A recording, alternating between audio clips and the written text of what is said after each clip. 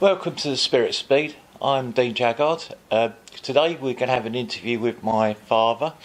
He worked at a company called Marconi's in the 1960s.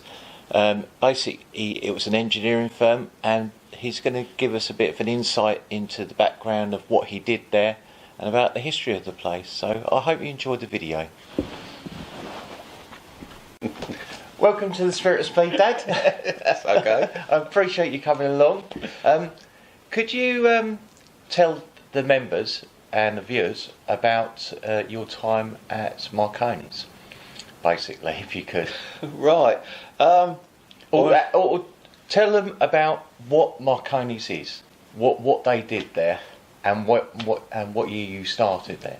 I think that gives them an idea of what it's about. Well, I started in 1961, and my father got me the job there.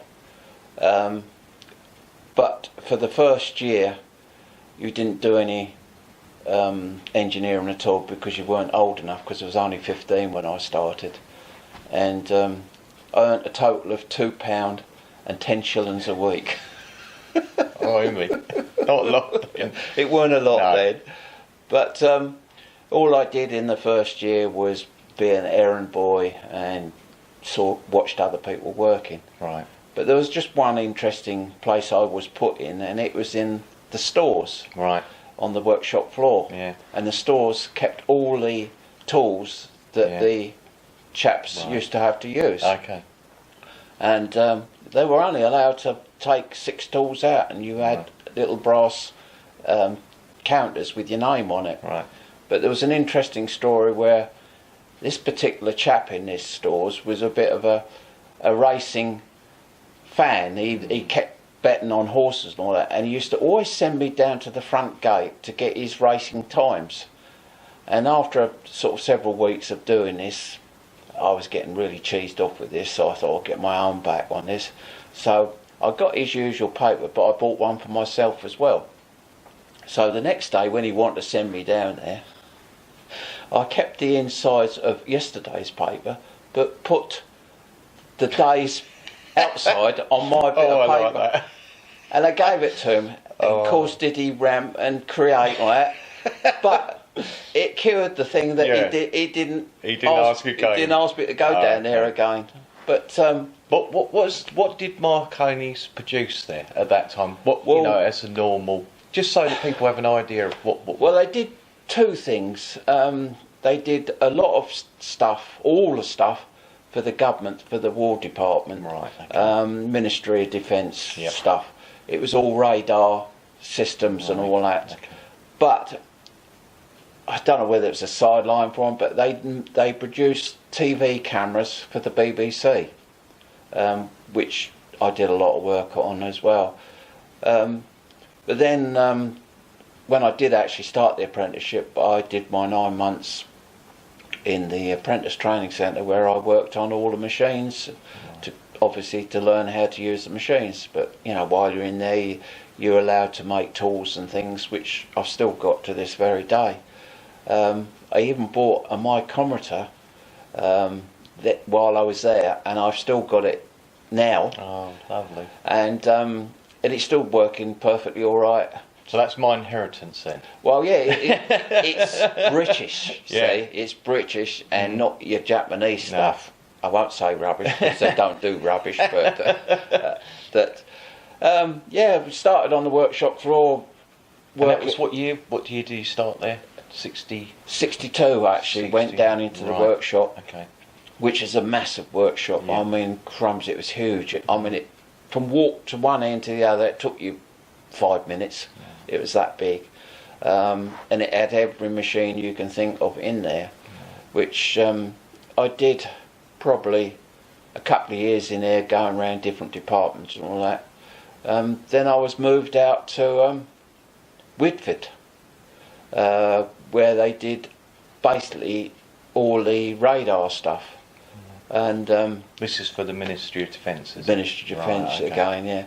So again, I was doing instrument making and all sorts of machines. What does that imply when you say instrument making? Well, instrument making was making brackets, boxes. It was a lot of sheet metal work. involved.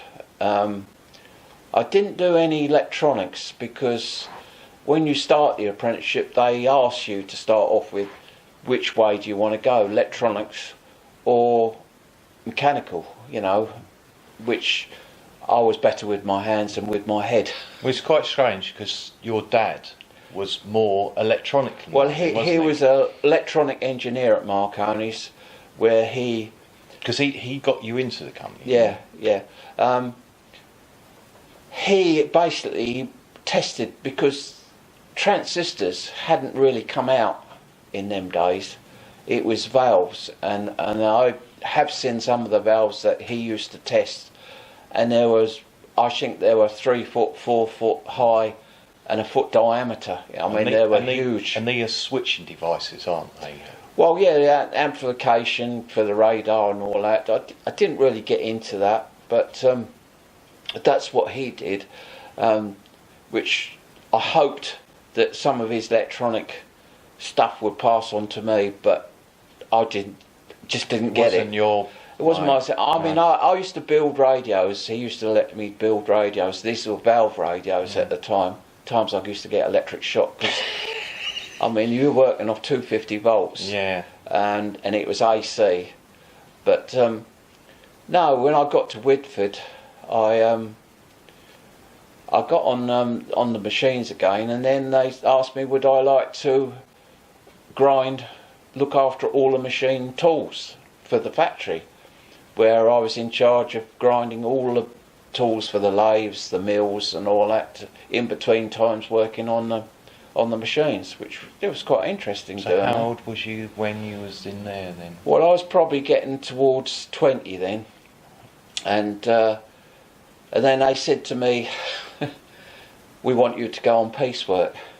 And what does that imply? Just to let well, people piecework was that they gave you a certain time to do the job, and to make any money of it, you had to do it in half the time. Right. But thinking about it is that because we were only apprentices, the charge hand of the section had his favourite chaps. I can understand now, thinking about it, that they had families and bills and things to pay for, and I was only an apprentice. So us poor old apprentices, we used to get the rubbish jobs. I mean, not rubbish of uninteresting, interesting jobs, but you couldn't rush them, and they were very intricate to do. So I enjoyed doing them, but I didn't enjoy not making any money. Right, okay. But I spent a lot of time in the office with the foreman and the people who did the times, and I kept having to ask them to come out and do a time study on what I did. But I was a bit crafty. I used to add bits into the job that I didn't necessarily, just to gain a few minutes. Pack it out a little bit. A minute. Oh, I like that. But and then there was a time I was doing a lot of milling, and I just fancied to change to go on to the lathes. But day shift, there was no machines available. No. So they said, well, you could do night shift. So I said, all right, and I'll have a go at night shift. And what was your hours for that? Well, the night shift was at 7 o'clock at night till 7 o'clock in the morning. Right. It was a 12-hour shift. And how many days was that? That was 4 days. And then you had to do a Friday from 7 till 10, which was only 3 hours, which just messed your week right up. But luckily, I had someone who lived down the road from me who worked at Marconi's, but he worked at the main place, but he drove past Whitford where I worked. So it was quite convenient that he just dropped me off, and I walked there, and it was the same coming home. He picked me up and took me home. That worked quite well then. That worked quite well. But I did the 3 months. I had to give it up because how long was that for? Did you do 3 months. 3 months, right. But I was getting fed up of having to cook baked beans at 2 o'clock in the morning. And one time I shoved it on this little gas ring, the whole tin, not even tipped it, and the damn thing exploded, didn't it? That frightened the life out of everybody, that did. There was these beans plastered everywhere. But it was so awkward, it messed your system up so much, because when I was going to work, where I was going at night time, they were having their dinner, my parents were having their dinner, where I should be eating my breakfast. So in the department there, how many employees were in that department with you? Well, on the section, there was probably a dozen, I suppose, Right, 12 people. But in the factory itself, I mean, there was several hundred, I suppose, all doing different jobs like instrument making. And another job they gave me was cutting up strips of plastic and all sorts of material on a circular saw. Right. And I used to do that. It's in the open, you know, and the dust used to fly everywhere and all that, because people just kept complaining. In the end, they built me a whole room with this circular saw with air conditioning and all suction and all that. But I had to take a test to use this thing, and no one else was allowed to use it except me, which was quite a good job. But going back to the main factory, I've just remembered that on the instrument side, they gave me a job of cutting up some earthing strip. Now, What was that for? it's copper strip. It was specially shaped, but I had to cut up in lengths. But it was the same as what you put on your back door, like a draft excluder. So it was bent. So when the door closed, it closed up. But what it did, it made sure the door was earthed out when it closed. Right, okay. But all you had was a normal paper guillotine with an arm. And piecework again, and I couldn't get them quick, and there's this plastic guard that kept getting in the way. I took it off, didn't I? Right. And I fed my finger in there and chopped the end of my finger off. And talk about, the place nearly got closed down. Oh no! Because did they have like health and safety? Oh yeah. Really? Oh yeah. It was all quite. Oh yeah. Court did I get marched off to the office? Blimey. Why did I take that off? Well, I couldn't do it quick enough. I suppose it went back on your managers then, because you was pushed. Well, another job I was doing on a drill.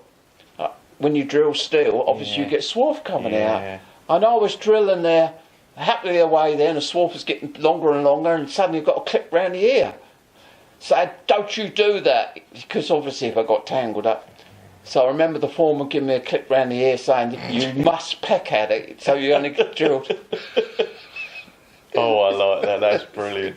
But anyway, I did me 5 years, and I kept going in the office all about this piecework. I hated piecework. Yeah. But is that what sort of pushed you over the edge of? Well, it did. I was fed up of arguing about time and all that.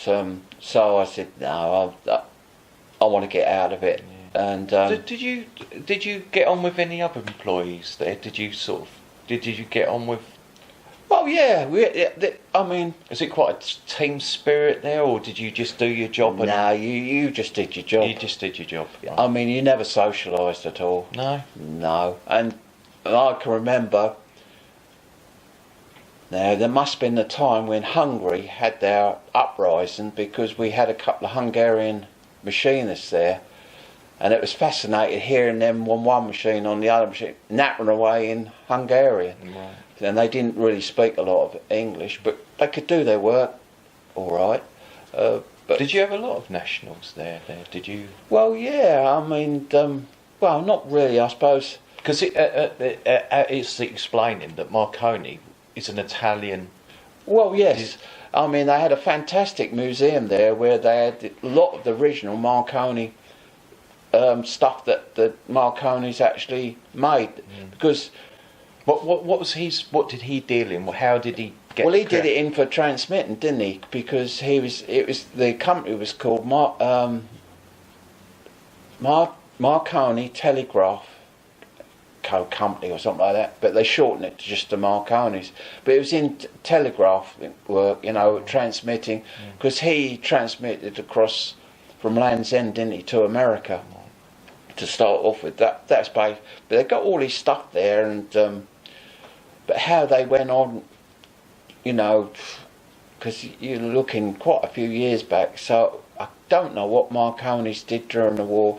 I dare say they had to help in the war situation. Did you say that they also got involvement with television? Only the television cameras. Just the cameras? We built a lot of outside cameras, and they were huge cameras, all made out of magnesium and full of electronics and all that. But we had several people come round being filmed by these cameras, which I dare say BBC have got in their archives and all that. But going right back to the beginning, the funny thing was how we got to work was there used to be a bus from Billericay, dropped us right outside the factory door. That was Eastern National, and the bus used to get the bus outside the factory and you'd take you back home again. It's, you know, but did you enjoy it there? Did you? Oh yeah, I mean, I had to do college as well. Yeah. What was that like? You know, what did you, or how many days a week was well, your I college? did one day and 3 evening classes, Right. which was quite a long day. You know, especially when you'd done a day's work and then you had to go to college till probably about 9 o'clock at night. And to get home, and I had no transport as well. I had to use public transport. And how many people were in your college class? Were they the regular characters? Yeah, yeah, about 20 or 30. There was quite a few then, yeah. There? But they all, I think they actually all come from Marconi's, because Marconi's had hundreds of apprentices. Oh, so it wasn't a college just purely for Marconi. It was a general college. Right. Okay. But they made the class out of just with Marconi employees. I see. But I mean, they thought that we should exercise our minds, but exercise our bodies as well while we're at college. Right. Okay. And we had a couple of hours in the afternoon having a kick about with a football. Well, that's not so bad, then, is it, really? I mean, you get paid for this. You know, I like that. Yeah. I wonder what you was going to come up with then. Like an army assault course or something. No. But it was quite good. It was quite strict. You weren't, you know, you couldn't mess about and things like that. No. But no, it's it's where I picked up all the engineering. But at that particular stage, I had no idea of the motor mechanics or anything like that. Right, okay. That came later on. Yeah. As I moved out. But do you know of any funny stories from Marconi? See anything that you remember that made you chuckle a little bit, or? Well, that was one when I was in the stores. But basically, you weren't. Oh yes, one of the chaps on one of the big lathes was getting married. Right. And there was an old spinster who used to work on the workshop floor, because they never had you only had a desk stuck on a workshop, and she was really old. And anyway, because this chap was getting married, they decorated his lathe up with blooms and condoms and all that, blown up. And she kept saying, "What are them things hanging down there?" She ain't got no idea, and we couldn't believe it. Oh, I like that's funny. That was really funny because we decorated this, but the noise in the place, especially the main factory, that was deafening in there. I mean, if it was like that today, I don't think it would be allowed, because the decibels would be too loud. Especially when you get all these turret lathes going on. Where's my list? Oh yes. Oh yes. Carry on. But yes, I did leave there. What year did you finish up there? Well, I did my 5 years, so it must have been about 1967 that I left. How old was you? I was 21 when I left. Right, okay. Well, I remember the foreman saying, "You want to get out?" He said, "Try other places and then come back again." Right. Okay. which I didn't go back. No. I'd like to have gone back, but I didn't go back. No. And then I carried on with engineering and went for a company that actually made all the tools and fixtures for Fords of Dagenham. And what company was that? Pass. Can't remember. Long time ago. A long time ago. Yeah. I can't remember that. That must have been quite interesting. That was an interesting job. Again, doing all sorts of machinery. Not only that, we did a lot of work for BOC. What, the aerospace? No, BOC, right. the gas. Oh, the gas people. Sorry. Gas people. Yep. Which we made a lot of robotic. This is back in the 60s. Robotic welding machines. Right. Okay. For welding ships up. Right. They were welding machines that trundled along on wheels, and welded bits up. Did a lot of work on that, and I was probably there a couple of years, and they then asked me if I'd like to be a workshop foreman. So I thought, well, that's all right, eh? Yeah. But the trouble is, as I found out, to get promoted in the factory with people that you used to work with is not a good idea. No. It changed the dynamics, doesn't it? It did. They really sent me to Coventry. Right. Yeah. I had to talk to them, but they didn't talk to me. No. So I You sort of had enough of that. had enough of that. But I did actually say, look, I don't want to do that job anymore. I'll go back on the tools. But that never worked, because once I'd done that, that was it. But then left there. There were the good old days where you said, right, stick your job. Yeah. And go out in the afternoon and find another job. One. And I found another job the same day. Where was that located? That was located in Leyden, a company called Essex Tools, which we did a lot of press tools, mould tools, for different well-known companies, MK Electrics, English Electric, Electrolux. But an interesting thing happened. Because it was Essex Tools, on the roof of the company... Well, I think I know what's going to happen next. And of course the roof of the company faced the main road, so everybody could see this roof. Yeah. Somebody got up there, and because there was quite a room between the S and the X, and as you probably can know that what I'm going to say, someone had gone and put an E in between, which didn't go down too well with the management. No, I bet it didn't. No. But that was interesting there. I did quite a lot of different jobs there. Did you stay more on the workshop floor, or did you get promoted to another position? Well, I did machining work like lathes and mills, and then an opportunity came up for what they call Whitman profile grinding, which I've never done that before. What does that mean? That is, you had a machine that was in a room temperature controlled. So it had to be a certain temperature. Oh, yeah, it had to be to stop expansion, I suppose, and other things like that. Where I had to grind up press tool shapes, but using a microscope. Oh, I think I remember you telling me about this. Well, they used to do your drawings 25 times bigger than the item you were grinding.